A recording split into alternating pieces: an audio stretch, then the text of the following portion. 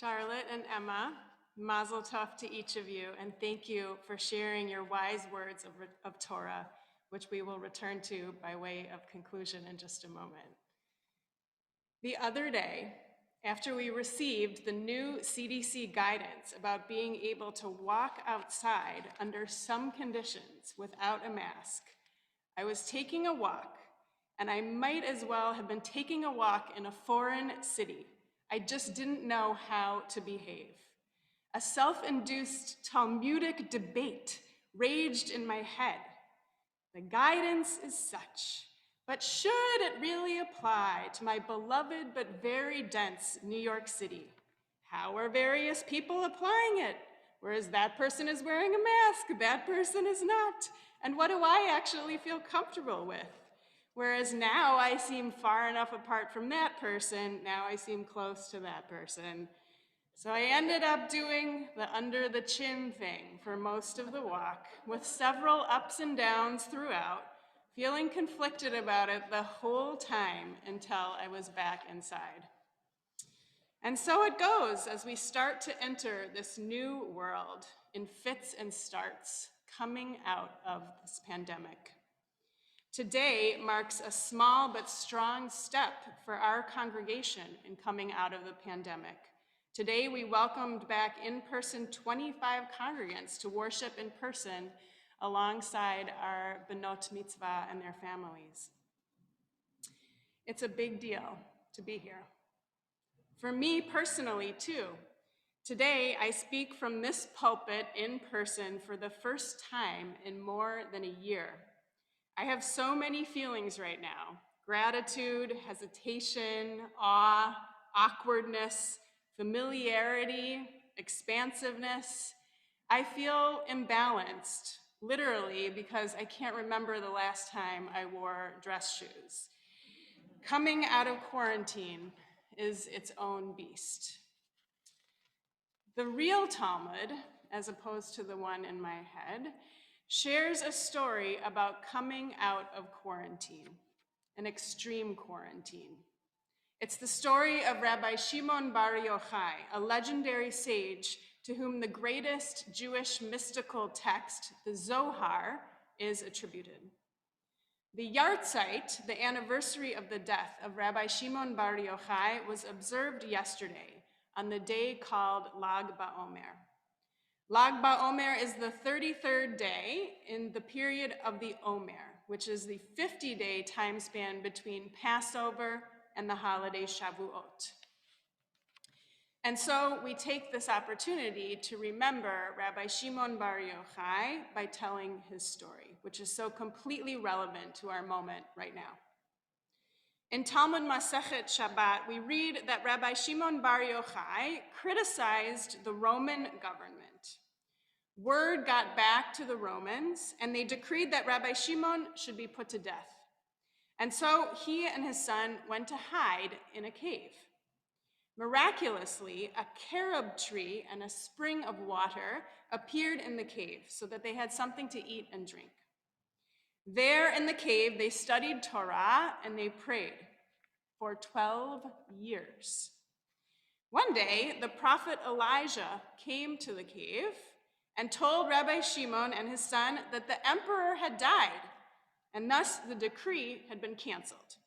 So the two emerged from the cave. Can you imagine?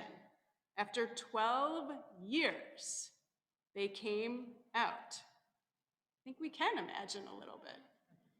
And the story continues that upon seeing people plowing and sowing, Rabbi Shimon remarked that they, the plowers and the sowers, had given up the ways of eternal life only to focus on matters of temporal life.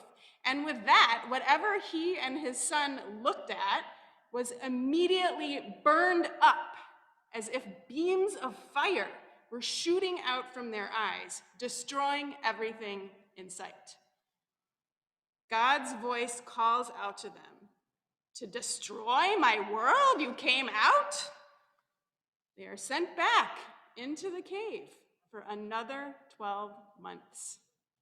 When they emerged for the second time, Still, Rabbi Elazar would strike out with the burning eyes, but Rabbi Shimon Bar Yochai would soothe. I see myself in Rabbi Shimon Bar Yochai. I'm coming out of the cave. I don't quite understand what I see. I have been inside for so long in my internal world. I long for the normalcy of what I see, but I don't feel that I quite fit in with it completely. I feel disruptive, anxious, even angry, destructive at times. So I go back in. I feel a little better next time I emerge, but maybe my own child doesn't. So I try to soothe my child. Fits and starts, raw emotions, conflicting emotions, imbalance.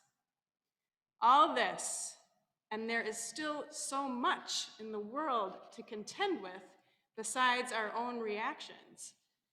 The suffering that the pandemic is causing in India, the terrible tragedy in Israel yesterday at a Lag BaOmer celebration of all places. It was supposed to be a happy day, a day of celebrating, among other events, the fiery wisdom of Rabbi Shimon Bar Yochai at his traditional burial place. Charlotte and Emma, you gave us two very important teachings today from Parashat Emor, each of which offer us a pathway for how to live life as we come out of the cave. Emma, you lifted up the wisdom of practicing kindness to animals. As you pointed out, Emor concerns itself with details about how to treat animals who were to be sacrificed. The medieval commentators filled out our understanding of these verses, asserting that the sacrificial animals ought to remind us of the stories of the patriarchs, and by connecting the animals to the patriarchs, the animals are elevated to a higher level of significance.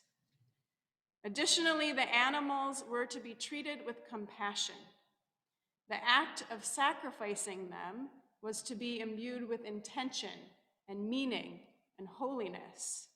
By treating the animals in this way and thinking of them in this way, we were to cultivate our ability to treat people with compassion. And so, as we come out of the cave, let us remember that however much our eyes are burning, we can choose to treat animals and people with compassion.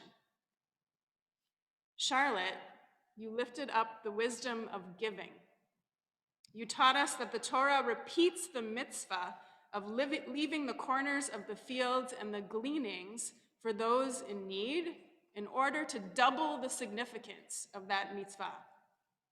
The Rashi that you taught us continues by helping us to understand why this mitzvah appears for the second time in Emor specifically, in the midst of speaking about the various holidays that were to be observed with the sacrifices at the temple.